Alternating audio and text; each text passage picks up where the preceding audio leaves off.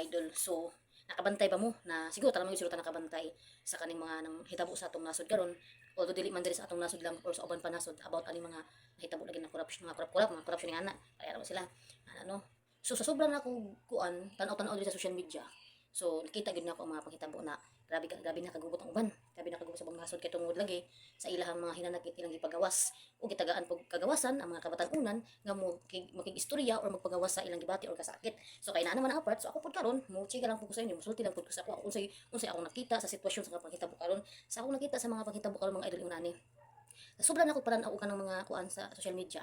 Karon dungog na nako ug na-realize nako na mas nindot og mindset ang mga kabatan-unan kaysa kani mga tiguwang nga naglingkod diya sa kuan politiko. Mas nindot pa og speech ning mga kabatan-unan kaysa kanang mga naglingkod diya sa mga kuan. Tawag ko pa ng mga buaya na lang na sila ana. So mas nindot siguro ning mga kabatan-unan lang siguro mapalingkuron diha. Kaya mas nindot pa man og mindset, mas nindot sila patakaran ba, mas nindot sila og gusto na mahitabo diri sa kuan na bawat nasod nato. Kan hinong mga buaya hinuon, didako ra ilang tiyan, didako ra ilang ulo samantalang ang ato ang kuan, ato mga kalahi, ato ang mga kuan, wala pait lagi ta, luoy lagi ta samantalang sila hayahay.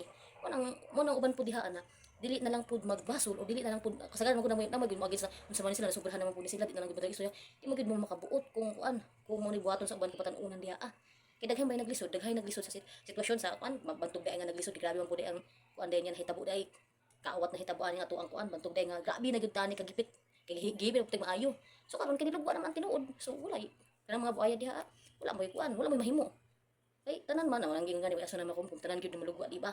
So kay nahitabo naman na, nagawas naman yung mga kabuang. So usag din ninyo ng mga kabatan-unan diha nga magpagawas sa ilang hinanakit or kuan da nagibati. Kay dili ninyo hawak ang kasing-kasing nga unsa ba diha.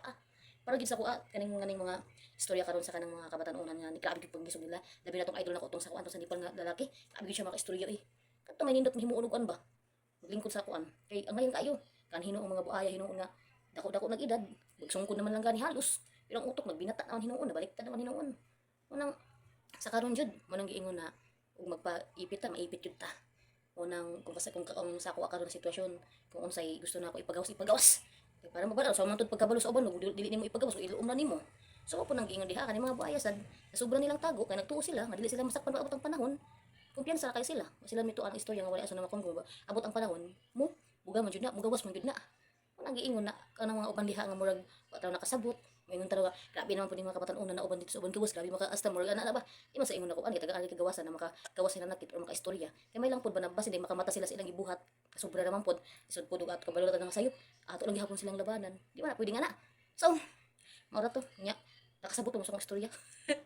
Gabo mo nakasabot, okay ra. Basta sabtan na lang, balik-balikan na lang siguro do sabtan. Bitaw mo ra gid to musulti na ako sa karon. Ang panahon karon mas kuan jud, mas nakita pa nako na mas grabing mindset ang mga kabatan-unan kaysa kaning mga buaya nga magsungkod na lang gani nagbinulok pa. So nga to, thank you for watching.